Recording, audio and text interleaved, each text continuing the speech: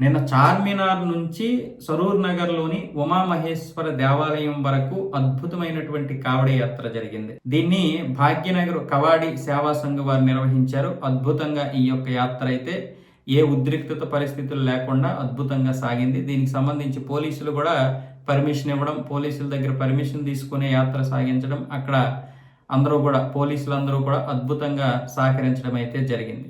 గత 29 సంవత్సరాలుగా ఈ యొక్క యాత్ర అయితే ఇక్కడ చేయడం జరుగుతుంది. ఉత్తరప్రదేశ్లో కావడి యాత్ర చాలా ప్రసిద్ధం కదా, అలాంటిదే ఇక్కడ కూడా. అంటే అక్కడ గంగా జలాలు తీసుకొచ్చి శివుడిని అభిషేకిస్తారు. ఇక్కడేమొచ్చేసి గంగా జలాలతో ఇక్కడ భాగ్యలక్ష్మి అమ్మవారి నుంచి అక్కడ ఉమామహేశ్వర దేవాలయంకి వెళ్ళి అక్కడ శివుడిని అభిషేకించడం జరుగుతుంది అనమాట. ఇలా 29 సంవత్సరాలుగా ఇక్కడ చేస్తూ ఉన్నారు. ఎటువంటి ఉద్రిక్తత పరిస్థితులు లేవు. అక్కడ ఉన్నటువంటి కొంతమంది ముస్లిం సోదరులు కూడా వీళ్ళకి సహకరించడం జరిగింది.